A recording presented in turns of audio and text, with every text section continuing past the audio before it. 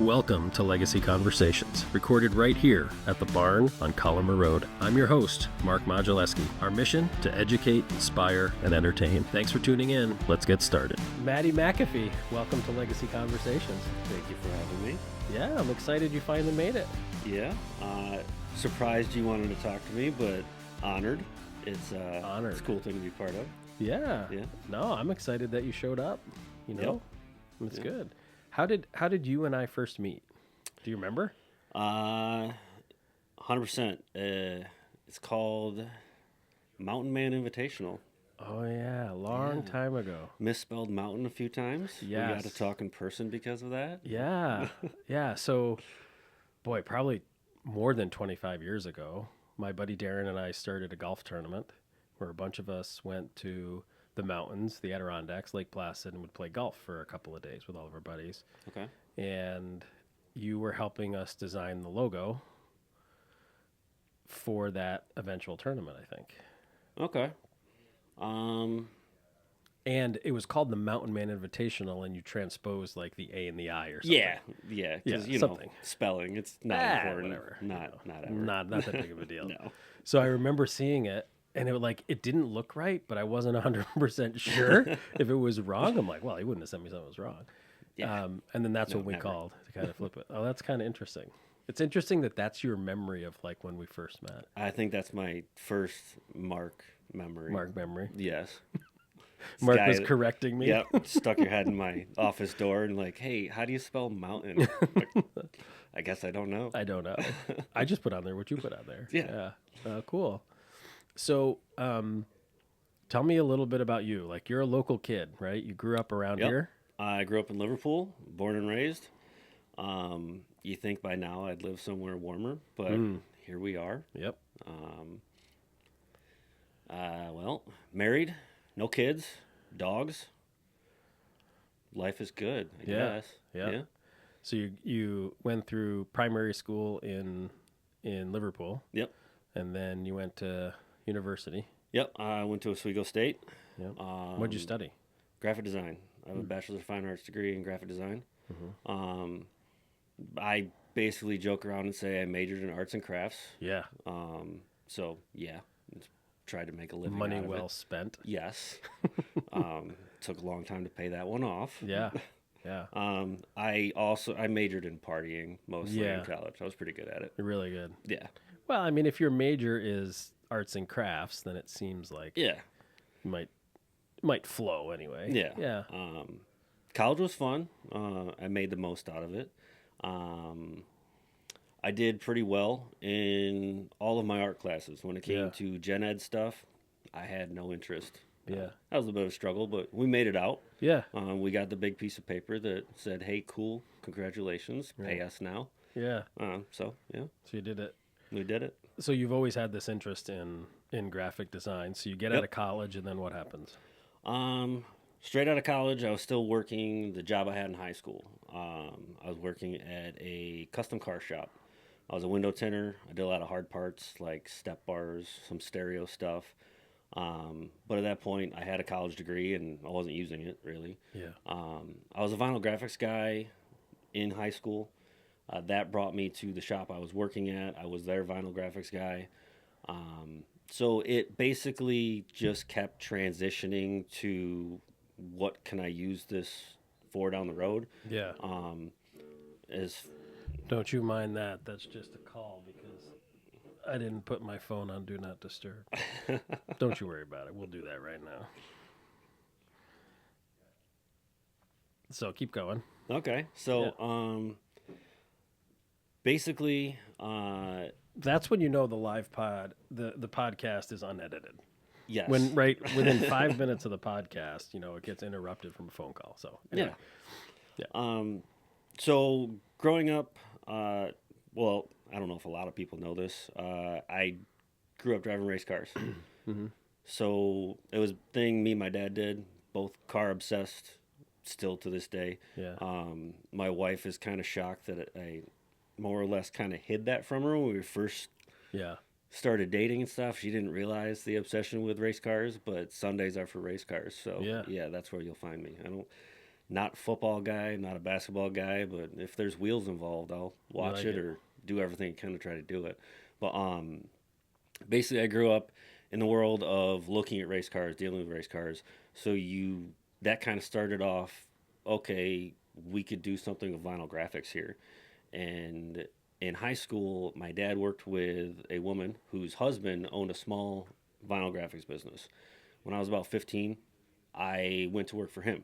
It was a under the table job. I think I got paid like $5 an hour. Yeah. I was there for a little while, and then he was, I think, moving out of state. So I was only there for probably like 6, 7 months. That transitioned into I needed a job. I walked into a local car shop and asked if they were hiring in their vinyl graphics department, and started working in about 45 minutes.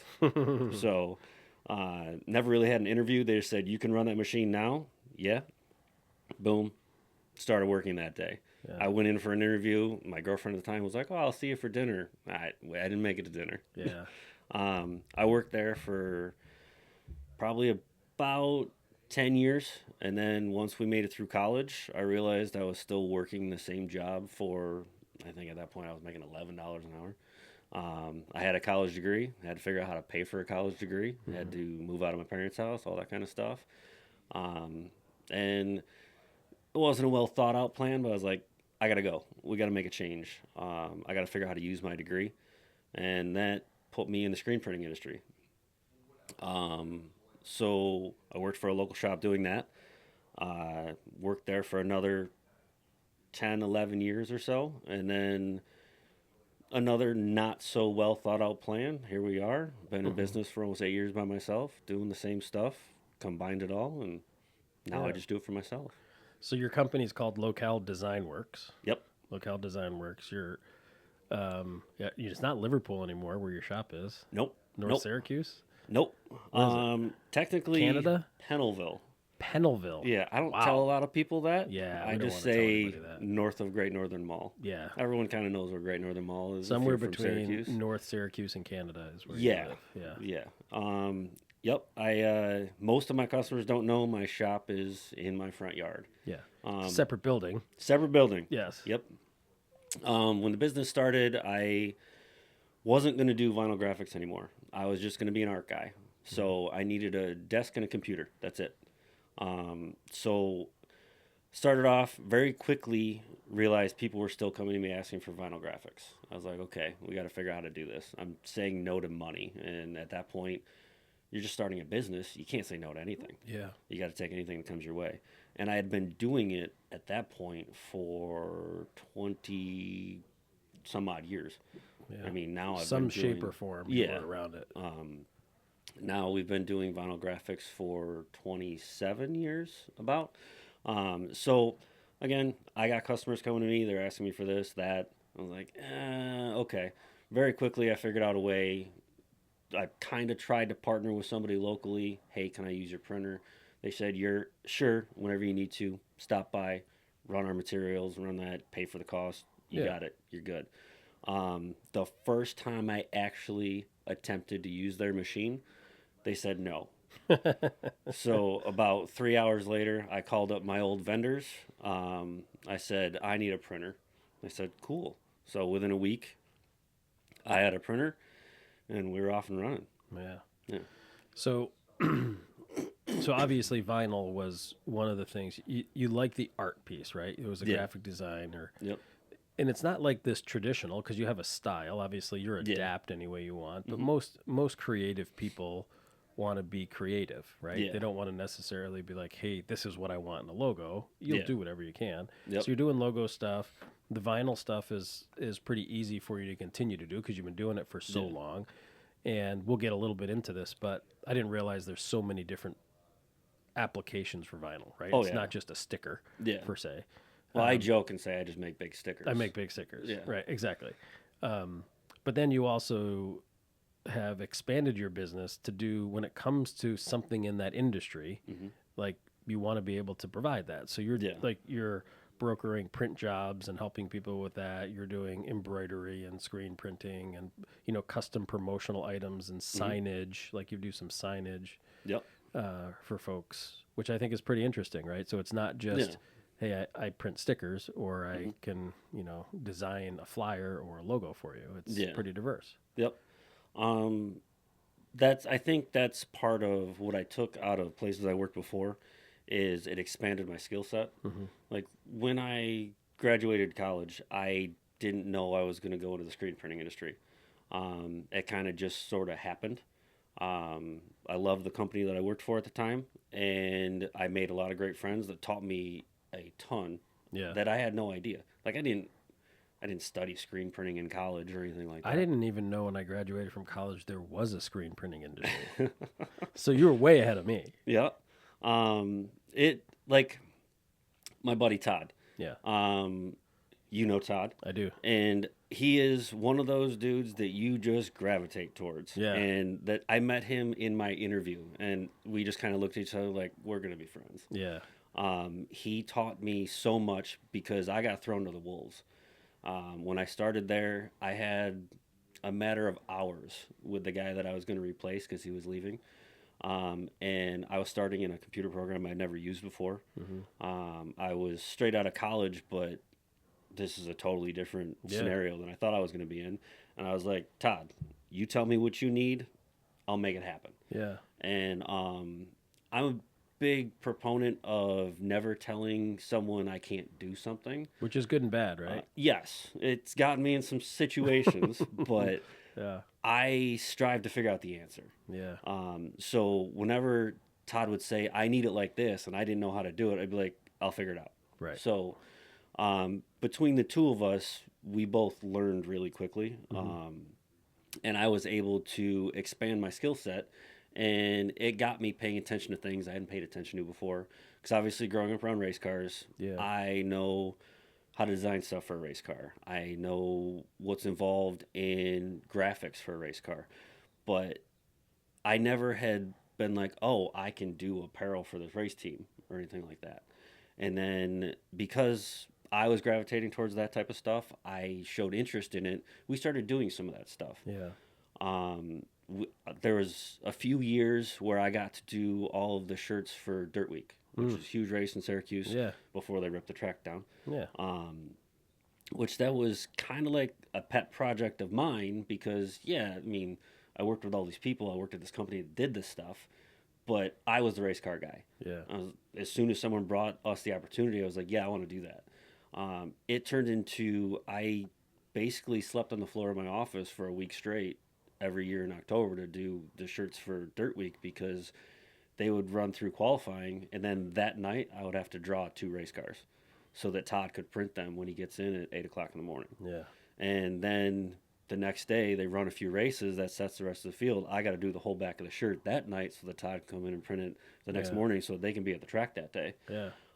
So People don't that's- understand what goes into it. yeah, when someone gets a T-shirt for $20, they don't understand the hours and the craziness that happened well before that. Which Yeah. still, yeah, it's a T-shirt, Sure. but especially event T-shirts. Like you look at the Super Bowl, they don't know who's going to win the Super Bowl before Yeah. it's done. They got shirts printed for both sides. They No already doubt. got the design set and ready Some to of go. them stay here and some of them head overseas or Exactly. something else. Yeah. So there's so much work that's behind the scenes and all that stuff to get it ready. And the same guy that brought us Dirt Week also brought us some NASCAR connections. Yeah. So I got to do some of that stuff, which I'm a huge NASCAR Yeah. fan. That was my childhood. So it got me into things that I didn't get to do on my own. Yeah. Luckily, like I've still kept some of those. So we've transitioned some things. Obviously, my business is not exactly what I was doing for other people, Sure. but it's kind of like a mix of all the stuff I've done before, and then we've added stuff over the years. Right. There's definitely things that I'm doing now that were not on my radar before. Yeah. But I'd have a customer come and be like, "Hey, can you do this?" Like, yeah, I don't, but give me a minute. We'll Right. figure it We'll out. figure it out. Yeah. Yeah. Well, and I think that's what's pretty cool about your business. If you were to explain what people do or Yeah. what you do, in one sense, you'd say, well, the comfortable thing is to say, well, I do vinyl, and Yeah. then I can also help you with screen printing, and I can help you with regular printing. Mhm. But moreover, what you'd say is, well, what are you looking for? Exactly. Right. And then let me see if I can find it or source it. and develop a relationship and a client list. Because when I first met you and you were working for someone else, the business would come to that company. You would play a role in the production of that, whether it's doing the artwork, whether it's helping doing the screening, etc. And now when you go off on your own, the idea is, well, I'm kind of it, right? So when the person comes in, it's what can I do in house, and what do I need to broker out so I can get this project done for this person on their timeline and on some sort of reasonable budget. Yeah. And that was really hard for me. When I first started my business, I took it all on myself. And I do not have a business degree whatsoever. I think I have a very different business mindset, which again sometimes gets me in trouble. My wife would tell you I'm a pushover, especially when it comes to making sure people are taken care of. But I think that comes with owning a business where I'm it. It's my name attached to it. I'm the person you're going to see, and I do not want to let anybody down. Right. That's why when people come to me and it's not something I do right away, I'll figure it out. And I've gotten some local partners that help me with stuff that never in a million years that I was like, I'm going to put up this gigantic 26-foot tall monument sign because I'm a single man company. Right. That wasn't, I mean, a few years ago, not a chance. And in 2024, we got to do that. Right. So I got some helpers. I still keep everything as local as possible. Yep. Just because within being a single man owned business, there's a little bit of a control freak in me. Just because of the fact that it is always my goal to put out the absolute highest quality I possibly can. If I'm not going to wear it myself or put it on a wall myself, I'm not going to sell it to you. Because if you don't walk away from me happy, I'm not happy. And I have shot myself in the foot a few times because I would rather have somebody have a good experience than make money off them. Which, we all have bills to pay. But I need to sleep at night knowing that I did the best I could every single day. And obviously, some days we fall short of that. But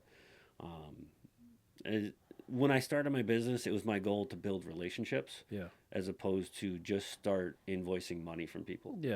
Because if you build the relationships, technically, in my brain, the money will follow. Because if I get to the point where, like, say you need something and I'm the only person that pops in your mind as far as who to call, then I feel like I've done my job at that point.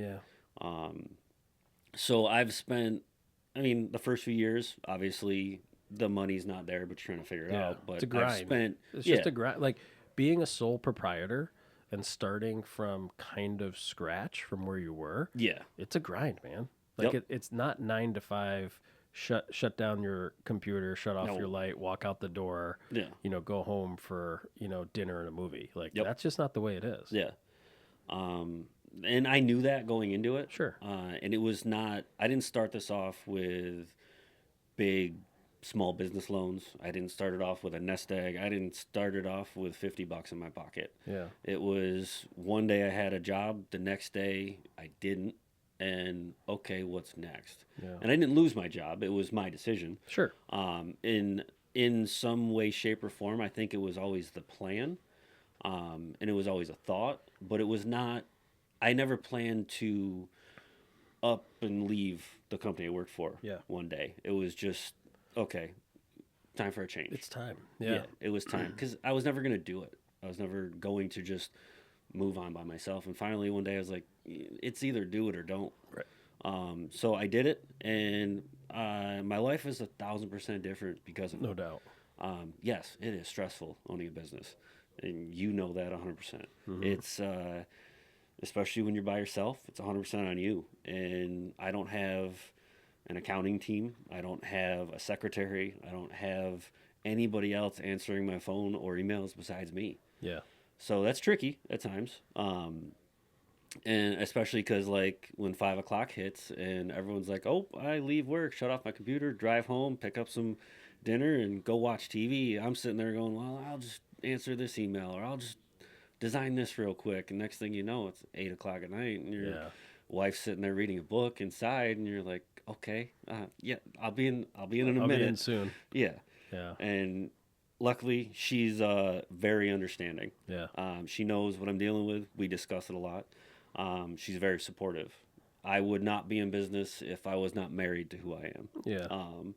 She has supported this from the beginning because when it was a thought, she was like, just do it.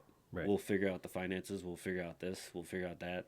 And she took on a lot of stuff herself at first just to make sure we could financially handle that. Yeah. And since then, life's totally different. I mean, we're 8 years down the road here. We got a different house. We got a shop built in front of my house. We drive different cars. We're not hurting. Yeah. So it's working. But yeah, It's so weird that it's been 8 years. yeah. I feel like this year will be 8 years. Yeah, Yeah. it went by like that. Yeah, I feel like you resigned from the other place like a couple of years ago. Yeah, I guess I have a little bit of. I mean, I don't know what else to call it besides imposter syndrome because Yeah. I don't feel like I own a business. I still Yeah. feel like a 22-year-old kid straight out of college trying to figure it out. And I mean, when you own a business, every day is trying to figure it out. Yeah. Because every day looks a little bit different for me. Right. Pretty much, I start off every morning with a plan. Like you're getting ready for work, taking a shower, you're planning out your day. I go open my email. That plan changes immediately, and then throughout the day, you dodge and weave, and you drive here, you drive there, and Yep. there's never a single day where I get up, I go to my desk, I sit there, I do what I plan to do that day, and then I shut my computer off and go inside. Yeah. And some days you're like, cool, I accomplished way more than I expected. And some days you're like, I didn't do I anything. did anything. Yeah. I didn't do a single thing today. Yeah. But yeah, it's a wild ride, and Yeah. I've done my best to embrace that wild ride. Sometimes, like you and I have had a ton of conversations about going through this and figuring out the next move and Yeah. how to get that work-life balance back. That's the tricky one, because yeah, when I first started the business, I didn't have my shop. My office was on the other side of the wall from our living room. Yeah. So somebody texts or emails me at 9 o'clock at night, and I see it, and I would get up and walk back in my office. Yeah. That's takes a weird level of discipline that I don't know if it's discipline or just like disconnection Yeah. that I didn't have for a while. And I mean, when I started off the business, there was no boundaries. Yeah. It didn't matter what time of day it was. People could call me. People could email me. I'll answer. And it took years for me to go, okay, everyone else goes home at 5 o'clock. Yeah. I'll see it. I'll look at it.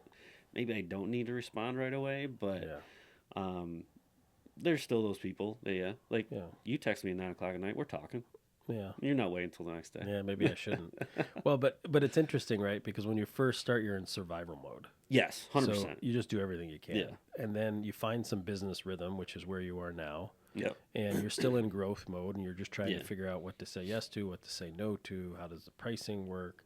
You get clients, and we've talked about this in the past, like there's clients you want to have and there's clients you don't want to have. Yeah. Right? Because there's Yep. certain people who want more out of you than you can give for the price point that makes any sense. Yeah. And there's other people, it's like, man, I wish I could duplicate that client because I want to have a bunch of those. Yeah. Right.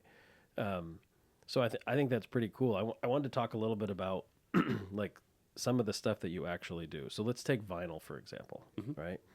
So vinyl actually, it's a print product. So pretty much whatever you can design on the screen, you can print on a piece of vinyl. Yep. And vinyl's got some adhesive backing, but there's all different types of vinyl, right? It's not Yeah. just like everybody gets a white vinyl and it's all the same. Mhm. So what are the different types of like vinyl medium? So vinyl, if you go way back, Yeah. when I first started in the vinyl industry, we didn't have printers. I'm sure, yeah, bigger companies did. I was working in single color vinyl, just basically cut out shapes, put them together, whether it's letters or an image or whatever, a logo or whatever you need. Now life is so much easier because I can draw something on my computer, click print, boom, it prints it to it. You have so many different substrates as far as vinyl. Like you can obviously, I use a lot of 3M products. Everybody knows the name 3M. With that comes a price. Sure. But 3M's the best. So I'm going to use it. And Yeah. it's what I've used for a really long time. So there's so many different variations of it and what you can do with it that vinyl's involved in so much more signage than people even really think it is. Yeah. But everybody knows about cars getting wrapped or buses getting wrapped. It's all just vinyl, and it's changed so much since I started that I'm still learning about it constantly. Yeah. Luckily, I have a partner locally that, I mean, they're the company that's millions of times more or larger than I am. So they deal with stuff that maybe I haven't dealt with, or it's a product that I haven't dealt with that they have in stock that I don't have to sit on $1,000 roll for 3 years trying to make my money back. Yeah. Or I can be like, hey, can you print this 4-foot sticker? And cool, you make money, I make money. Yeah. We just go about it. Yeah. Yeah. So, and when you print it, so now you can direct print to vinyl. Yep. And there's different quality, right? There's Yep. stuff that you can put in the sun and it doesn't fade. There's stuff that's kind of, I'm going to say, single use vinyl, right? You kind Yeah. of do it for the weekend and then it's pretty much going to be done. Yeah. It could be shiny, it could be matte, it Mhm. could, it could be any color under the sun. It could be cut into any shape, right? You could make tiny little stickers like Go Team, or Yeah. like you said, you can take a Syracuse City bus and put Yeah. Joe Schmo's face on it that says, if you get hurt in an accident, call me. Yeah. And it's all just one big sticker that eventually somebody can go in, heat it up, and pull it. Yeah. Yep. Yep. It's pretty neat. There's definitely there's many different applications and many different products to go with it. Like, I do a lot of office environments now. I wrap a lot of office walls, and you could have it vinyl up there for 6 months. You could have vinyl up there for 10 years. Yeah. Especially on an office wall, it's going to last pretty well.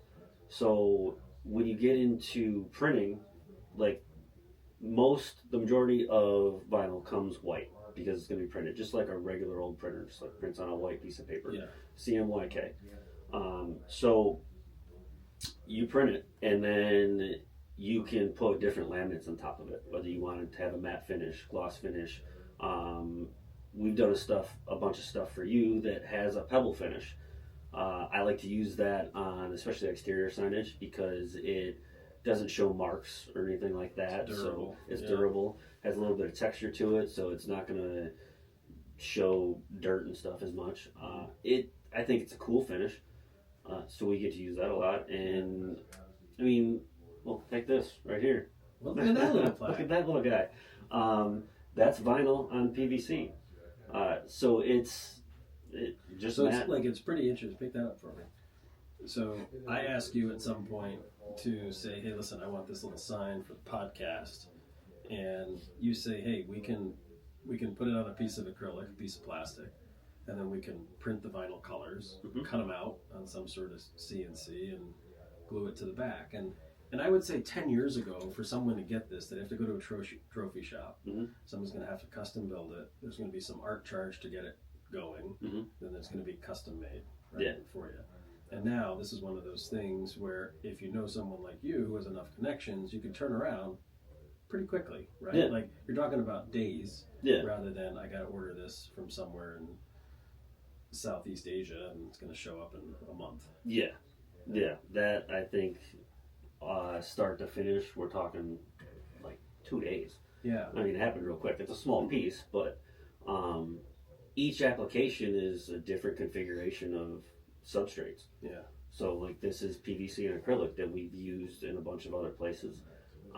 I just did a bunch of signage for waiting rooms for a medical facility where we used brushed aluminum and 1/2 inch acrylic, and then we back printed the whole thing. So it's got a bunch of depth to it with hidden hardware. You can't even see how it's mounted on the wall.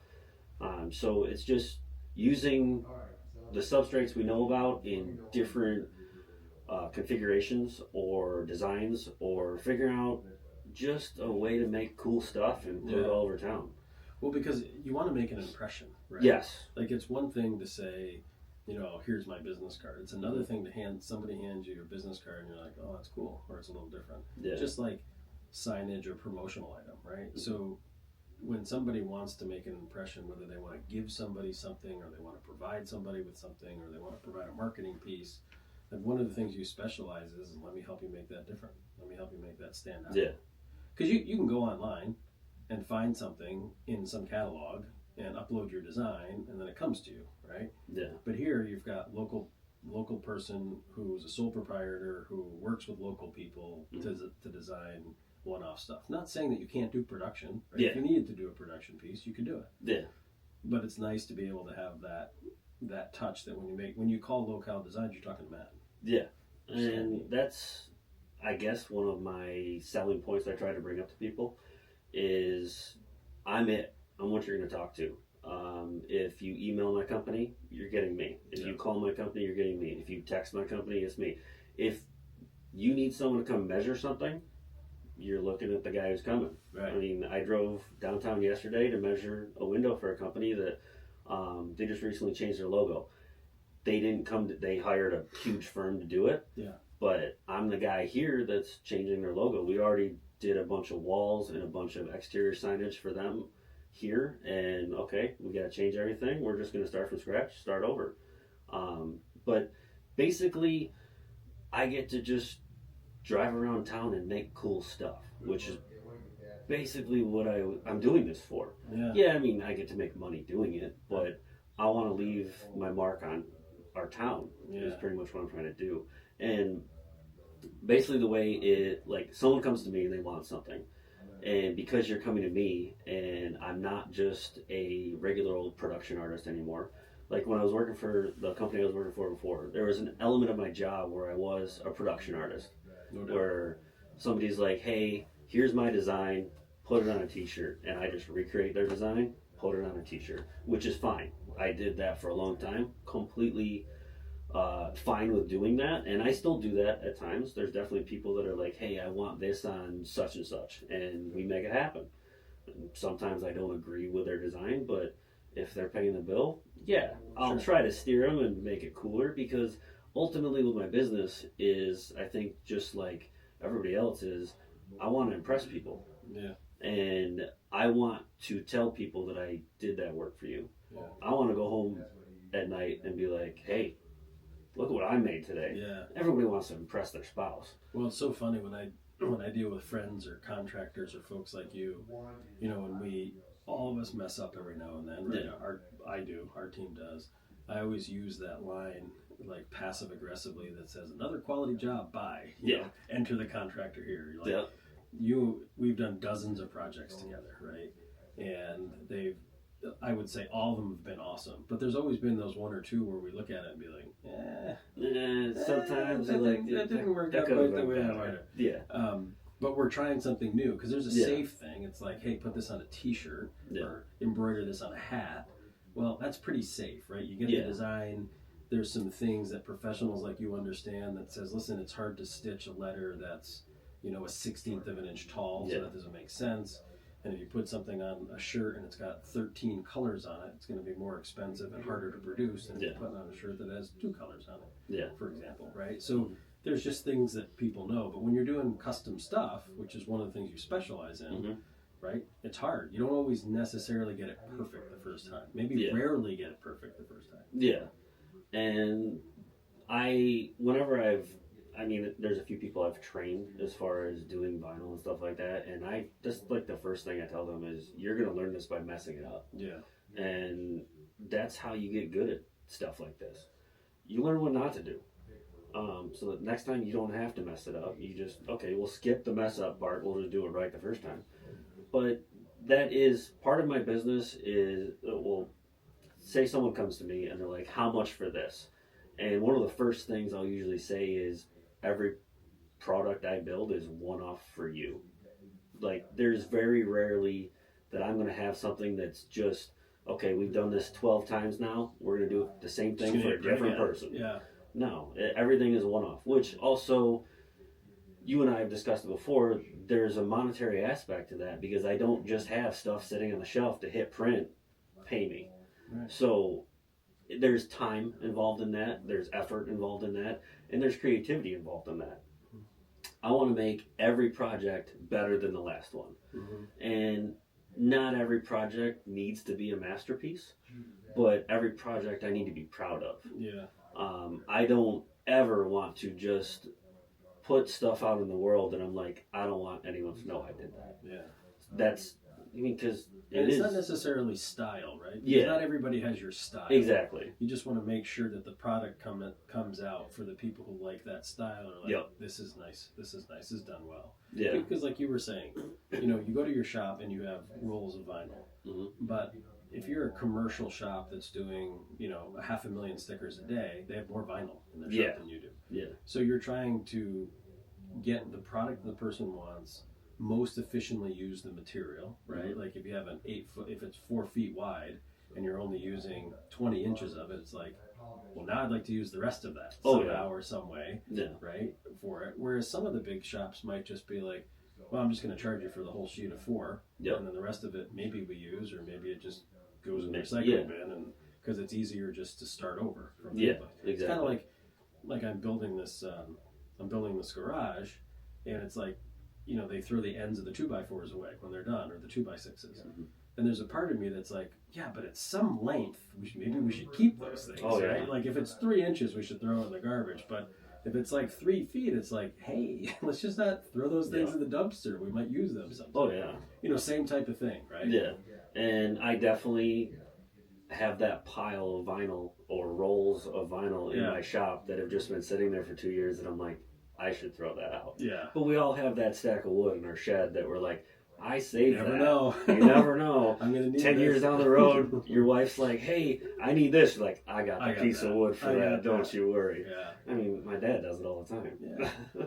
Well, tell me about the artistic piece, right? So you're doing vinyl because you love cars, but you like the cool aspect of the artistic piece. So there's a part of your business that's business. There's a part of it that's the science.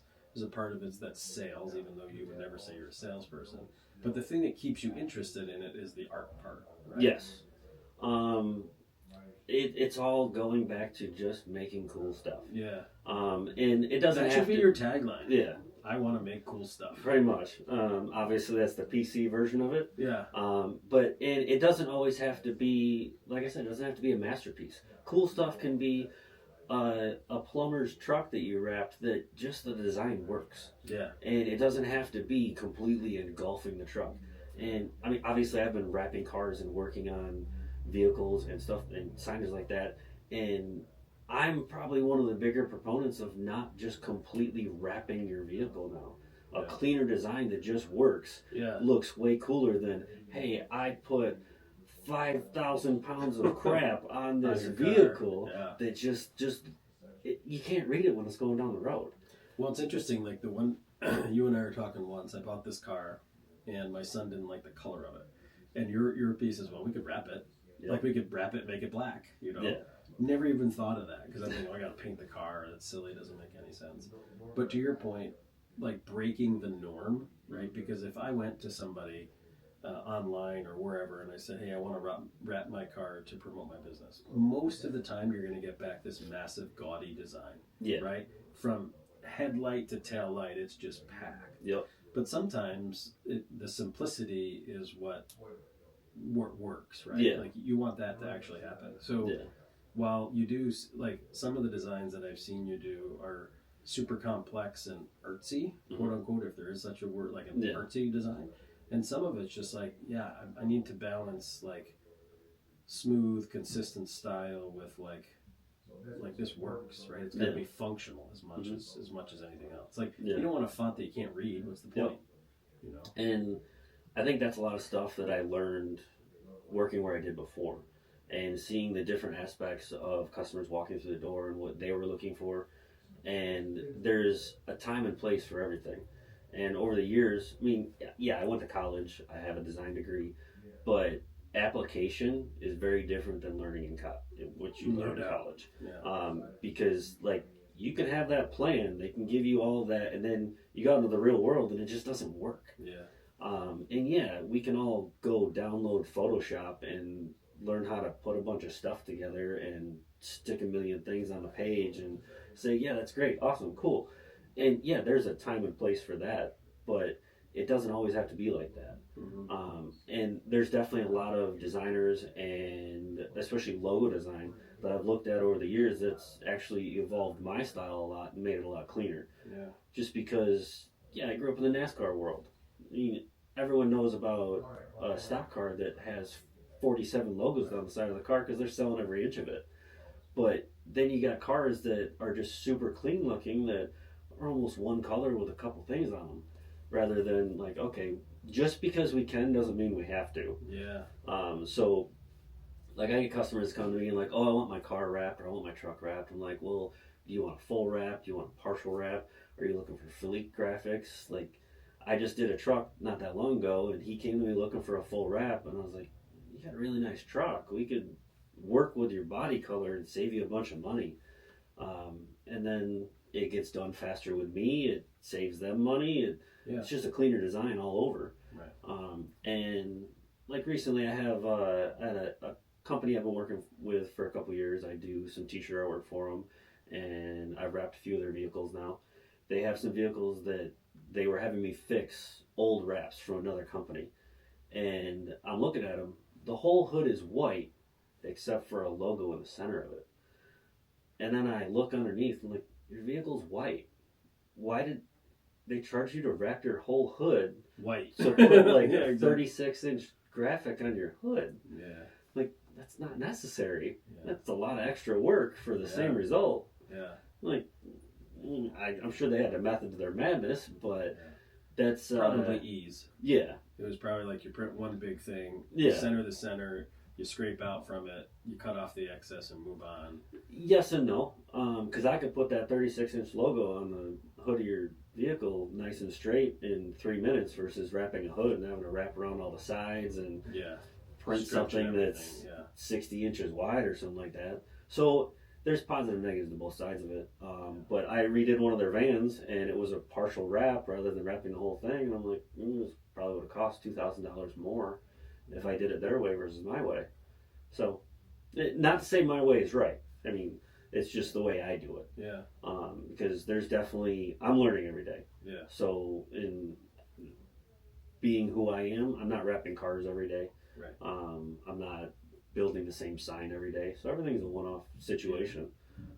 So yeah, it's What are some of the most what's some of the most memorable projects you've worked on? Like the ones you're most proud of, and the ones that are just kind of out there that you're like, man, that was a huge challenge. That was pretty cool. that's a loaded question because Yeah. there's a lot of them. Yeah. I loved when I was doing all the stuff for Dirt Week. Yeah. When I was doing all the apparel design for Dirt Week. Because it's a passion of yours. As Yes, I got to combine my outside of work world with what I was doing every day, well. and I still bring it up to people. It was really cool. I think the company I was working for enjoyed it at the time, even though they weren't racing fans or anything like that. I got to meet some cool people through it. I got to do. I mean, that transitioned into more race car stuff, and I hate to pigeonhole myself as far as everything cool I've done is around a race car. Yeah. But it's evolved over the last couple years where I've tried to see if I could get myself back towards dealing with cars. Yeah. Because growing up, I worked in a shop and I was just working on other people's cars. I wasn't working on race cars or anything like that. But it's always been there. And when I first started my business, I had nothing to do with cars. I mean, I would do some fleet graphics every once in a while. Mhm. But in the last couple years, I've made some connections where I sponsored a Dirt Modified a few years ago. And it wasn't a traditional sponsorship where I gave him money. I didn't have two nickels to rub together. So I was like, I can't give you anything, but I can design your car and I can help you out getting your car looking right. Because he was just starting. So it was cool. It got my name on a race car. Went to see him a few times. That relationship was not the greatest. And I was like, kind of left a bad taste in my mouth. I didn't expect to get anything out of it business-wide. I just thought, oh, I'll see my logo on a race car. That'd be cool. And then a couple years ago, I had a guy reach out to me who found out my name through a friend of his. And his kid races quarter midgets, which is what I grew up racing. Yeah. I was like, okay, cool. That was a lot more a rewarding thought to me to work with a kid, just because that was my childhood. Yeah. And he's like, hey, I want to see about getting my car wrapped. And the look on the kid's face when he showed up and he's like, my race car looks like one of the big guys. Like a race car. It looks like a race car. Yeah. Because I was sitting there and I was like, if this kid's gonna, I wasn't sponsoring him at that point, but I was like, I want him to roll out of his trailer at the racetrack and people to be nervous. Like, oh, he showed up. Yeah. His car looks legit. So it was my goal, like, okay, I'm going to go this direction. We're going to stop sponsoring the 50-year-old guy that just has enough money to go out and buy a dirt modified. And I'm going to start working with the kids who I'm not going to get anything out of it. It's just going to be, I'm helping out the Or kid if you that do I get was. something out of it, it's not going to be immediate monetary. Yeah. I definitely don't think it's ever transitioned to anything monetarily for me. But that kid was excited. His dad was excited. Yeah. We've now done his cars for 3 seasons. He's got 3 cars. That transitioned into a friend of theirs who runs the NASCAR Youth Series. So they're traveling the whole country. I've done 4 of his cars for 2 years now. This will be our 3rd year. We design new cars every year. He won a national championship this year. And he mentioned my name in a speech that he gave that was streamed on a national racing network, yes. So, I mean, right there, I mean, I'm sitting there smiling. I'm like, a kid that I've talked to probably twice. I deal with his dad mostly, but it's like, he said my name. That's cool. Yeah. I'm not going to get anything from my logo being on that kid's car, but it's just cool. I mean, I take so many pictures of their cars sitting in my shop, all lined up, like, proud of them. Yeah. And that's basically what I do all this for. Yeah. Because, I mean, there's definitely days where you're like, I'm not interested in this project. But I've sent you some of those projects. Yeah. There's some of them where you wake up in the morning and you're like, how am I going to get through this? Oh, man. And you figure it out. Yeah. Because not every project's going to be like, oh, this is awesome. I want to take a lot of pictures of this. There's definitely been some projects where I'm like, don't tell people. But don't you think that's the way it is in every business? Yes, like, absolutely. Like in my business, there's certain things that we do that I'm super excited about. Yeah. And there's certain things that we do that I'm like, boy, I wish we weren't doing that. Yeah. You know? Yeah. And when you can connect what you're passionate about with your business, I think it's pretty cool. And I've gotten to see some of that stuff that you and I have done together. Yeah. I have a lot of customers because of you, which, I mean, you've been a massive part of my business being here for 8 years. I don't think I would still be here without relationships like you that you've helped me cultivate with other people. So it's just that alone is why when Mark texts me at 9 o'clock, I answer the phone. Which is why Mark tries not to text you at 9 o'clock. Yeah, it's okay. It doesn't matter. I have a few people that it's 24-hour service, so it doesn't matter. Yeah. Not everybody. Not everybody. No. That's a VIP club. VIP. Yeah. Yeah. Oh, that's neat. Well, like, it's always interesting because I work with small businesses all the time, like one-man sole proprietors like you, to companies that have hundreds and hundreds of employees. So the business aspect is always interesting.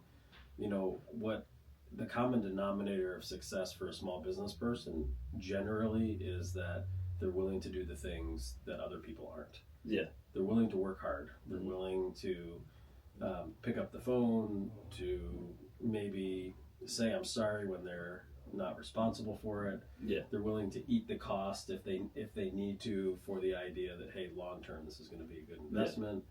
But ultimately they care, right? Yep. They care about what they're doing. They feel like what they're doing has purpose and makes an impact. And like, you want to go, like, you and your wife like to well, maybe not you and your wife, but your wife likes to go on cruises, on vacations, right? Yeah.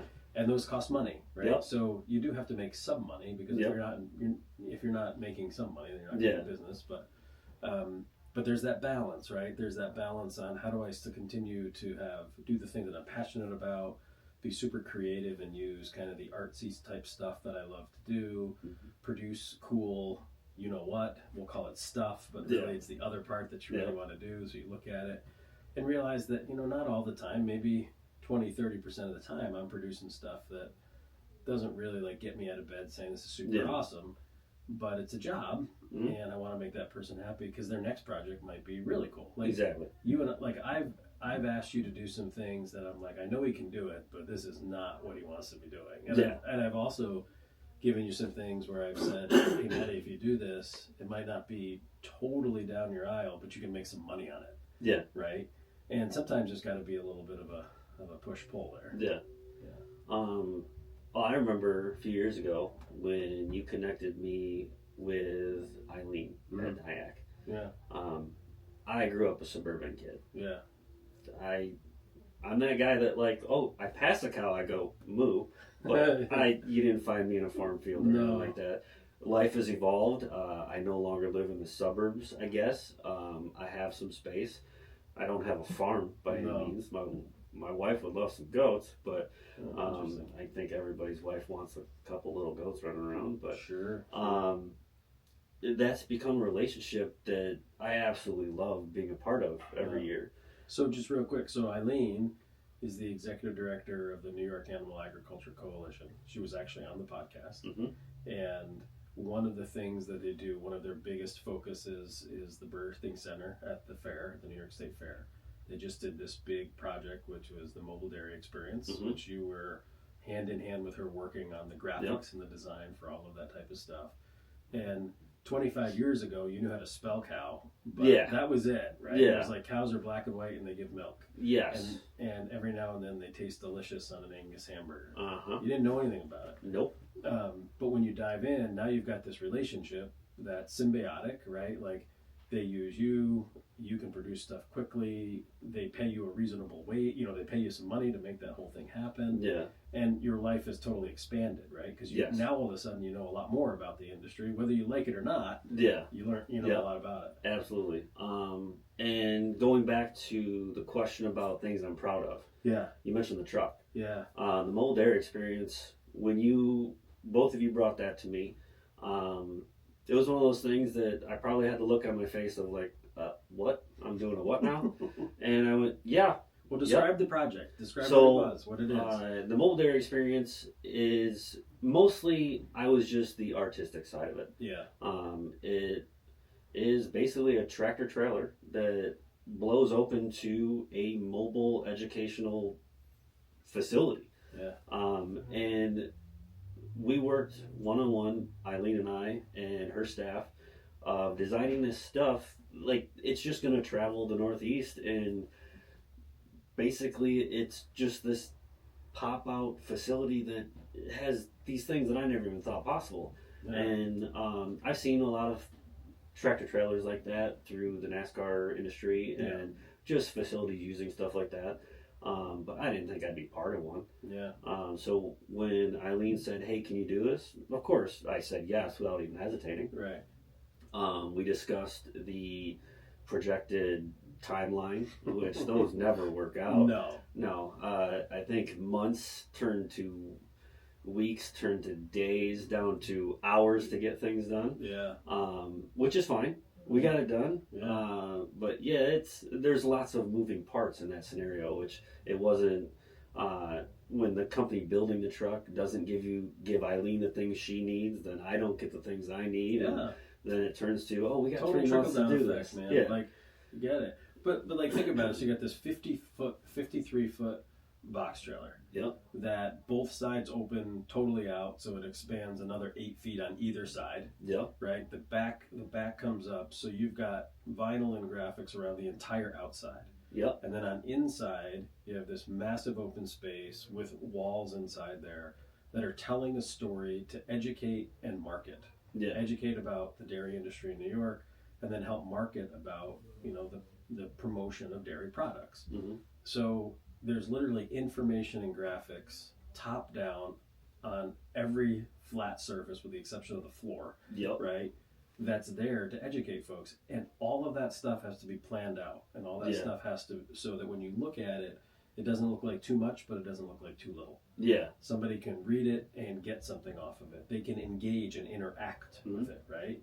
And pictures are deliberate, and color schemes are deliberate, and font is deliberate. Yeah. Right? How much, in one section.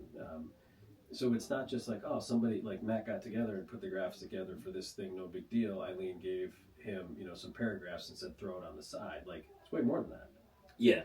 And you got to keep in mind how things look put together as well as open, because this is going to state fairs and colleges and different events, but it's also going to be rolling down the highway. Yeah.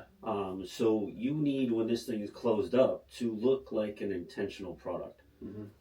So there's definitely, you want it to look right rolling down the street. You want it to look right popped open. Yeah. And there's TVs everywhere. We got content on TVs that we had to do. Eileen handled a lot of that herself. But there's definitely certain aspects that I was a part of on that too. That, I mean, we need to know where all those TVs fall, because you don't want me to put something on this wall and then you put a 60-inch TV on top of it, and those all have to interact together. And there's like 10 or 12 televisions. Yeah. Right. And then there's monitors, and then there's there's a back half of a cow, right? That you can milk. There's a place where you can scan products, and it goes to a monitor that teaches you about it, right? Like it's just a heck of a lot more when somebody just dictates to you, here's what I want in this section. Like you actually got to make it work. Yep. It's a lot of work. Like it's hours. How many hours do you think you had into that? If you had to guess. Just artwork wise, I think it worked out to about somewhere around 80, 85. And that was supposed to be spread out over a 3-month timeline that we had when we first started talking about it. I think it got down to about a little over a week that we had to get everything done, just because the trickle down effect of the company building it didn't have their templates, or something wasn't finalized, because we need to know where everything's going to be.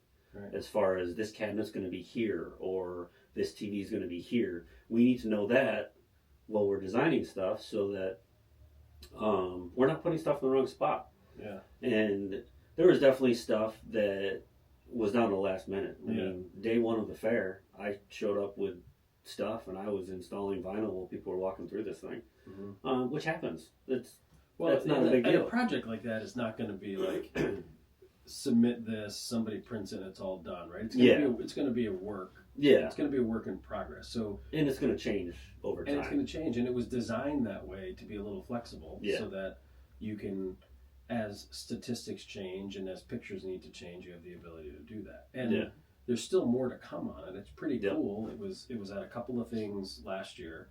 It was at the New York State Ag Society meeting last week, and it officially starts rolling for its first quote-unquote tour in March, and there's 43 different events. So, oh wow, I didn't realize it was that many. Yeah, that's cool. All across the New York State. There's going to be 2 full-time staff, a production company that's traveling around with it. So it's going to impact a lot of folks, right? And like to sit there and say, hey, listen, like one of those cool projects was worked on by me is pretty neat. 8 years ago, you wouldn't have thought that you'd be working with, junior NASCAR pieces, wrapping offices to make them look cool, working on literally over $1 million project, for the trailer. Like, it's pretty neat. Yeah. It's definitely evolved over time. I mean, my business, I tell people all the time, it's a constantly evolving situation, which I think is a positive byproduct of me being by myself. Yeah. I'm not stuck anywhere. I can go wherever someone needs me to go as far as that. And there's a lot of times where I'm working with these companies where I travel to them instead of them traveling to me. Yeah. I mean, if you have a facility where I can work in as far as getting your vehicle done or anything like that, I'll come to you. There's no need for you to take 2 employees and drive a vehicle to me. Also, the other side of that is I don't have a retail space where I'm sitting in all day waiting for someone to show up. Yeah. I spend a lot of time driving around in my truck, which leads to a lot of drive-thrus and not great diet as far as I know all about that. But it's a lot easier for me to go see people, and I'm the first person to say no, I'll come to you. It's not and it's your business model, right? Yeah. So that's one of the next questions. So I'll ask you the question, let you think about it while I finish my statement. So, like, what does the future hold for Lo-cal Designs? Because when people ask me, right, they say, Mark, what's the future of Legacy Wealth Advisors? Well, 2 years ago, 3 years ago, I never thought I had a podcast. And now I look at it and say, I think I'm going to do dozens of podcasts. we manage money, we provide business advice, we do insurance, we provide consulting services. And what does the future look like for me? It's like, well, we want to grow. Like, we want to grow smartly but aggressively. We'd like to double in size but make our service, which we think is top notch, even better, which is hard, right? It's easy for someone like me to say, hey, let's double our revenue but keep our service, the same or better. Yeah. But we also want to have impact, similar to what you're saying, right? I want people to say, well, we do business with, the legacy team because of their people, and we think they do a good job, and they treat us fairly, and they'll always make it right. And honestly, we want to do that for more people, right? The other part for me is that, do I live to work or work to live, right? And it's a little bit of both when you're an entrepreneur, right? Yeah. Like, I like what I do. I like Yeah. the work aspect of it. But I also like to do some other stuff, Yeah. right? Just like you. Like, you love to work and you'll help people, but if on Sundays you can watch NASCAR or drive cars, it'd be like, that'd be pretty cool. Like, I'd like to do that. So have you thought about what's the future of Lo-cal? Well, that's a tricky one because I constantly think about what the future is. So if you had asked me the day I started this business or the day I made the decision to actually start a business, would I be sitting here talking about this on a podcast almost 8 years later? Not a chance. Heck no. I really thought, okay, we'll do this for a couple years maybe, and then it's back to finding a job somewhere, or we'll do this as long as we can. And I think a little bit about me is still, we'll do this as long as we can. Mm-hmm. And now that's maturing, just because I think a business has to mature. Mm-hmm. I have a shop now, which I share it with one of my best friends in his company. He is a very successful company that people didn't realize was run out of his bedroom in North Syracuse. Yeah. He has employees all over the world, and the two of us hang out in a big box and laugh and have a good time. And we're both rarely there, but we're running two companies that neither one of us thought we were ever going to be doing.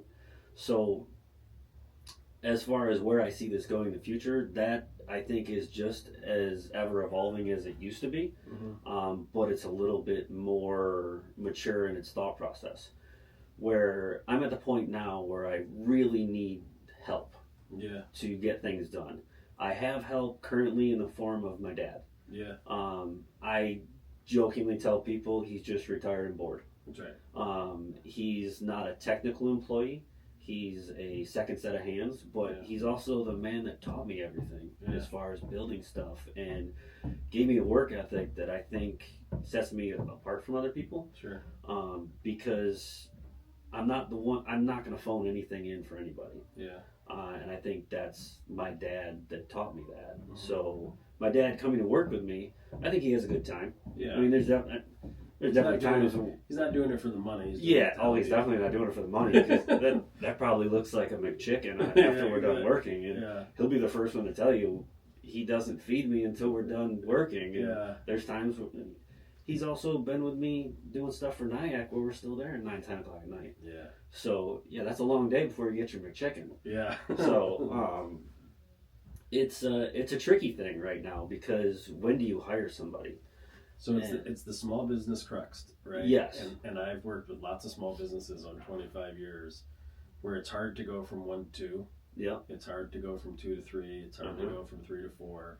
And then at some point, adding another person isn't that big of a deal. Yeah. But then it's a matter of size and quantity and quality and everything else. And you and I have talked about that. But it's interesting to think that, you're at a point now where you know that this is what you're going to do for the rest of your life. Yeah. Well, as long as we can.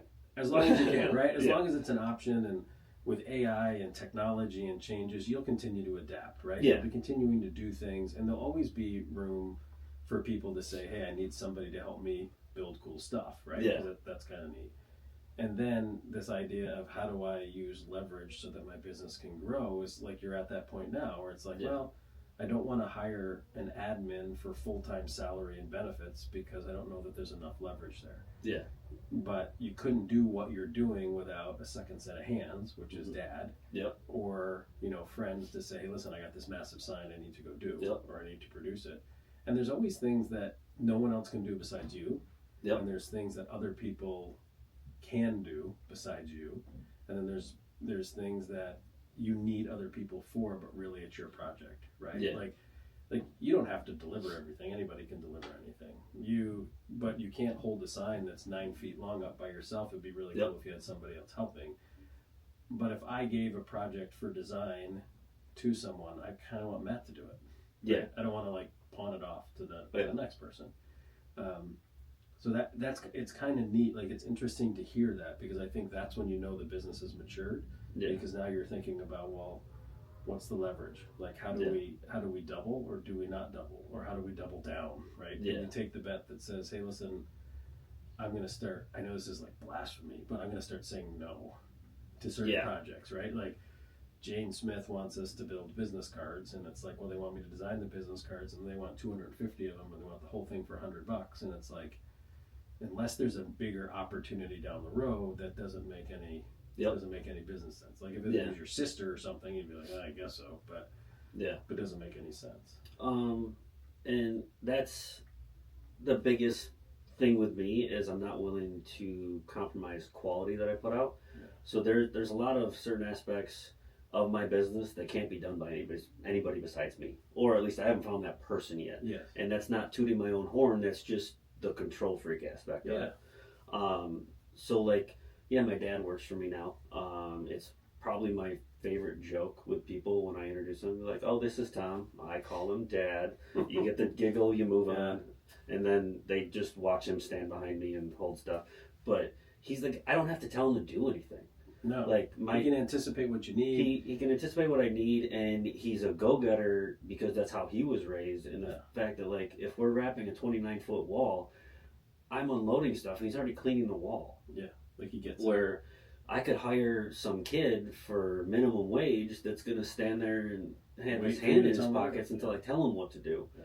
My dad's probably loading the trailer before I've said a word. Yeah.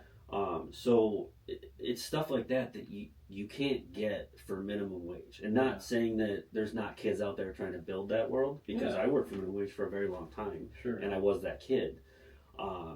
It's just letting go of the control of where do I do that? Where do I let go of the control? And for me, the first thing I'll let go of control is handling billing. Like, I am a pushover in that. Like, if someone's late on paying a bill or something like that, I'm the first one to be like, it's fine. Like, I gotta tell you, like, so I've been a professional financial planner for 25 years. Nicole runs our office.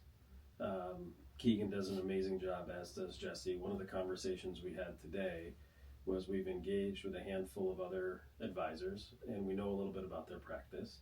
And what's come up is that I am the least expensive person of all the advisors I've ever met. Like, in my world, I've never met a financial planner who manages money, who does what we do for less. Now, I'm sure there are plenty of people out there who do, but of like my growth group, of this person that we're working to see if they would want to come to work with us, I'm way lower. And the reason is because every time when we go to do an application, the ladies will say, well, what's the fee? And I'm like, well, like, I like Matt, and he's a good guy, and he's got things going on, so we'll just go here. Or, do you want to build this person for that service? Like, it'll be okay. So it's not the best business decision in the world, but that empathy, and that kind of separates the difference between that person that says, oh, they're a harsh business person, and somebody who kind of cares about what they do. At some point, though, like we talked about today, like, we're going to change our fees, because in 2025 we haven't changed our fee schedule in years. Yeah. And like, we have to do it because everything's going up. But it's hard, right? You see it because you get pushed in it a little bit, because vinyl costs more, and PVC costs more, and acrylic costs more. Yeah. And then it makes it harder for you to say, well, I want to increase my wage too, but like, everybody has to a little bit. Yeah. It's a matter of having that communication so that people get it. And and it's interesting, right? Like, you did a project for me very recently. I don't remember what it cost. And I don't really do projects with you and say, hey, Matt, give me a cost on this very often. Mm-hmm. And sometimes when the bill comes back, I look at it and I smile, and I'm like, oh, that's silly. I would have paid double that for that. Yeah. And so I used to tell you that, and now I just laugh because it's like, yeah, whatever. But it's super interesting to kind of think that the one thing that you don't want to do is the thing that I'm not really good at either. Yeah. But it's probably the easiest thing to push out, right? It's the easiest thing to hire somebody part-time to say, here's access to QuickBooks, here's the time I spent on it, here's the expense that it took, this much vinyl, this much time, this whatever else. Can you handle my AR and AP, right? Like it's the least expensive, easiest thing to pay, to pass out, to do.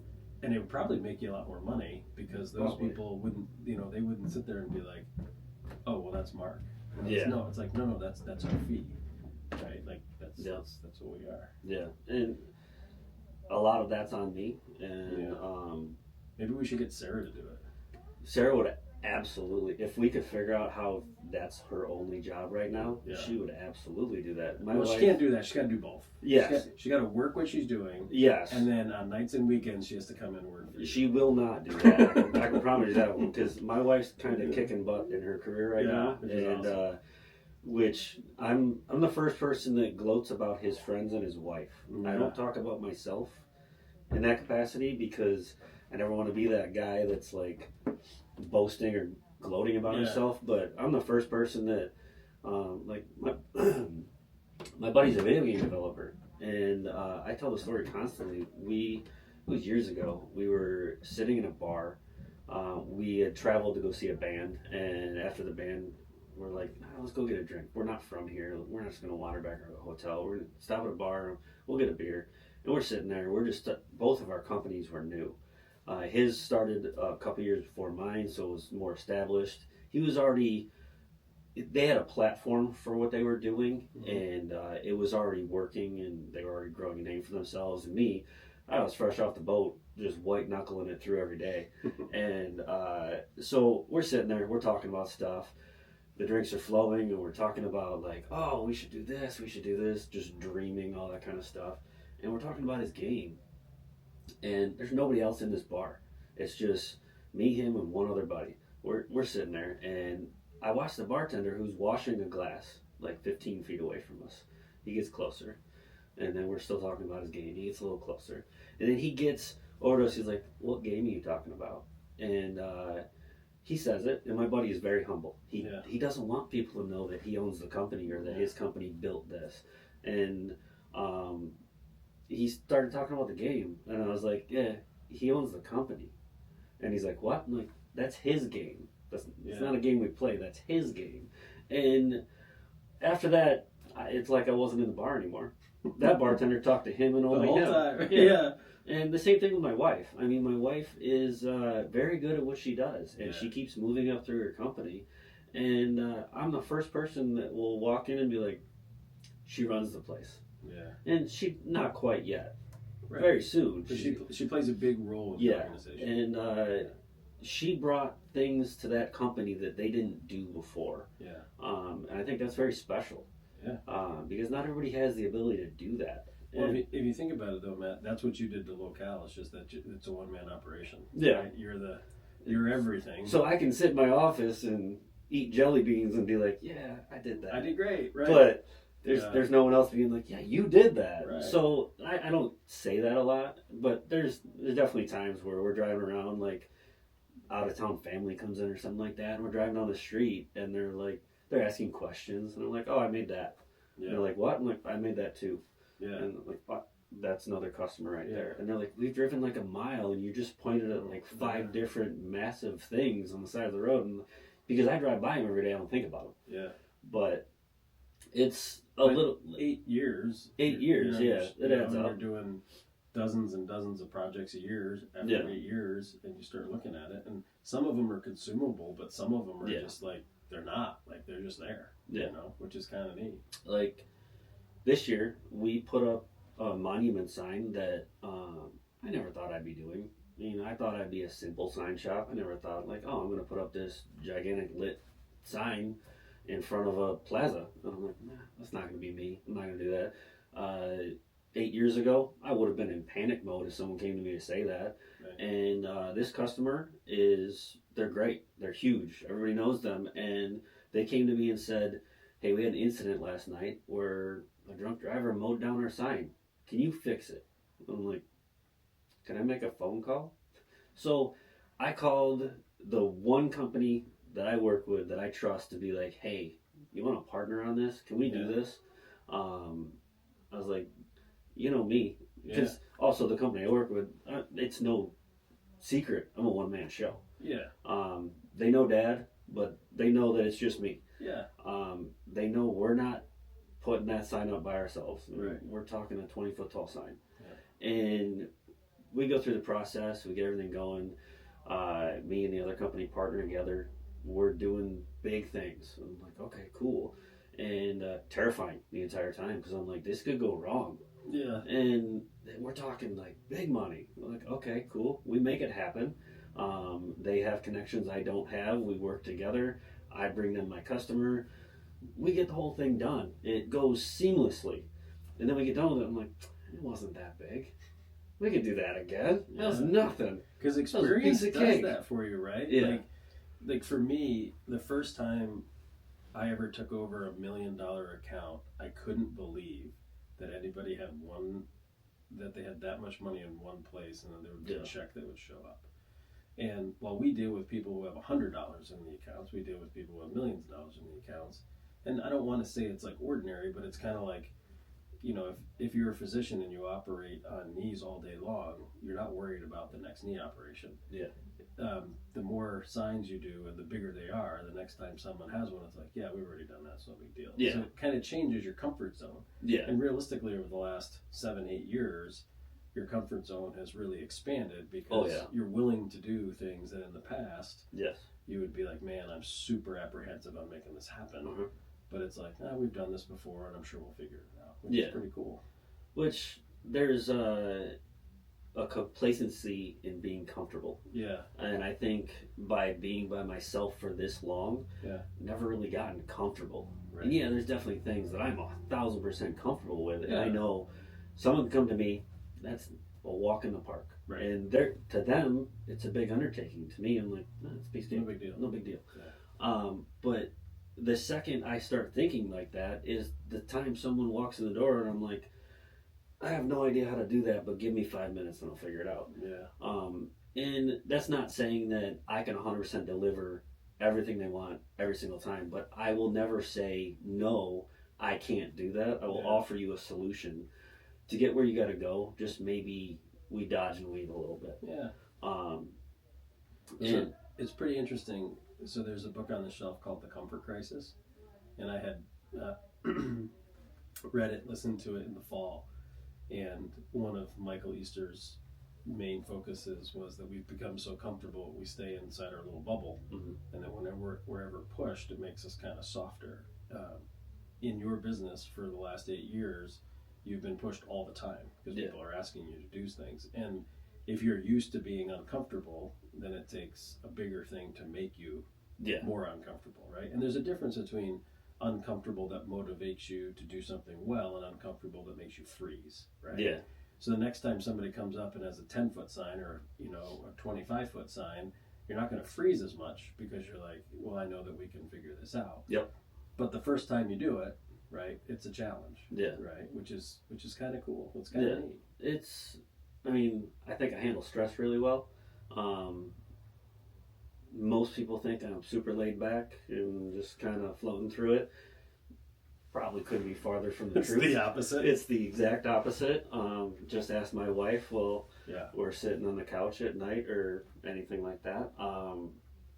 But I think that it comes with the territory of owning a business by yourself, and being a creative by yourself it's hard. But you love it. I do love it. It's what I live for. Like we said a few times, making cool stuff. Don't go anywhere. Sorry, just looking at the camera. So and just for everybody, Levi, you can cut some of that part out. But the reason why I just stopped and looked at the camera is the other day we did a podcast and I got this error message that I have on my phone that I'm staring at right now that says you have so much battery life. and then all of a sudden the camera just shut off. Are we running out of battery? Yeah, well, we're getting close. But Okay. I think we're getting close to the end anyway. I think We've so. been talking for an hour and 20 minutes. Oh, wow. Isn't that Okay. amazing? Considering I didn't know that we were going to talk about anything. I know, This whole we did a time. good job. I was like, cool. What are we going to? No one wants to listen to me talk about random stress business stuff. I think the cool thing is, like, you got a Facebook page. I do have a Lo-cal- Facebook page. Like Lo-cal Designworks. I got a Facebook page. I got an Instagram page. I'll be the first one to tell you I'm horrible at updating it Yeah. because at the end of the day, am I going to work or am I going to play with social media? Which it's a necessary evil. But it's a way to get in touch with you. It so is. if anybody It is wants absolutely. to get in touch with you, it's a way to. Yep. My contact info's on there if you want to email me. All that good stuff. But yeah, like the wintertime, things slow down a little bit. I'm trying to ride the wave and not freak out about, oh, okay, we're a little slow. So I took, I think, 8 hours the other day and uploaded stuff to Instagram and Facebook and dumped a whole pile of stuff on there from 2024, which obviously you don't upload everything you do. No. You don't need to put every little cookie cutter thing out there, But but it just gives you people hit the an main idea. points. Yeah. Yeah, and there was definitely stuff uploaded throughout the year. Because, I mean, when the Nyack trailer rolled out, I mean, of course, we're going to do that. Yeah. I didn't really have to say anything about that. I told my mom, and I'm pretty sure she told everybody. Yeah, I think she held a town hall meeting in that trailer and told Yeah. everyone that her son made it, which is cool. I mean, Yeah, you want people to be proud. yeah, basically, we go through life trying to make our parents proud. So if I can make my wife proud and my parents proud, that's pretty much I'm doing it right then, right? Yeah. Things are Yeah, good. and hopefully we get paid a little bit in the process. Yeah. So Cool, man. Well, thanks for coming in. We got to do it again. yes, I really, when you asked me to do this, I'm pretty sure I said the words, Mark, nobody wants to hear me talk, but I didn't know what we were going to talk about, so I didn't realize that we've been talking for this long. But my wife would probably be the first one to tell you that I turn into a butterfly sometimes, Yeah. which is weird because when I was a kid, I didn't say a word. Talking to you is easy, so Well, thanks, man. Appreciate it. thank you very much, sir.